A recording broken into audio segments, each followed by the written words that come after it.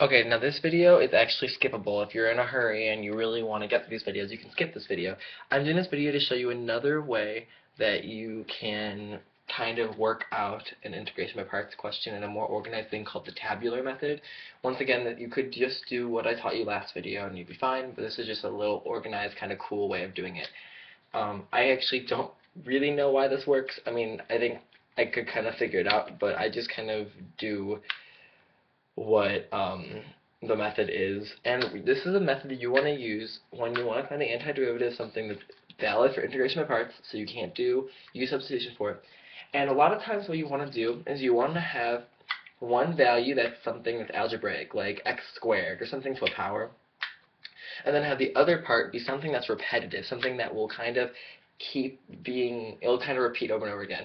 So the two things that this works well for is if you're multiplying something algebraic times like sine of x or cosine of x, because those will just keep repeating over and over again, turning negative, positive, and stuff. Another good one is e to the x, because that will always be e to the x, or even like e to the 5x or something that works well. So I'm going to do two of them really quickly, and I'll show you this cool method. The first one I'm going to show you is if you're doing like x squared times sine of x. So you can't use u substitution because you can't really substitute a u in somewhere. That would cancel something out. You can make ux, but the derivative of that would just be 1, so that wouldn't really work. You still have x is left. If you made u the x squared, then you turn that into 2x, and yes, you can make that 1/2 u inside sine, but that's just going to be really complicated. So instead, and you also can't put a du in, because then the du would have to be in the sign. That wouldn't really make any sense. So instead, we're going to use integration by parts. And yes, if you wanted to do it the old way, you would make your u x squared and your dv sine x dx. Because of Lyautey, the t is near the dv side, so you want the sine of x to be the dv, and the sine of x dx to be the dv, and the x squared to be the u. But I can show you a cool way of doing this with the tabular method. So basically, you're just going to make a little chart, and it's going to have 3 columns in it. Ignore the left column for right now. You're going to make this the u and this the dv. But instead of writing that, you're just going to write what they are. So, actually, I guess I could have done that. U, dv. And so the u, as we just discussed, is x squared, and the dv is sine of x. Yes, there's also a dx in there. We don't need to do that. So what we're going to do is we're going to start by going through this chart and kind of doing what we're supposed to do in terms of that. So for the u, we're going to take the derivative, and we're keep going down until you get 0. So the derivative of x squared is 2x, and the derivative of 2x is 2, and the derivative of 2 is 0. Done. Now we're going to take the antiderivative of these. The antiderivative of sine of x is negative cosine of x, then negative sine x, and then cosine x.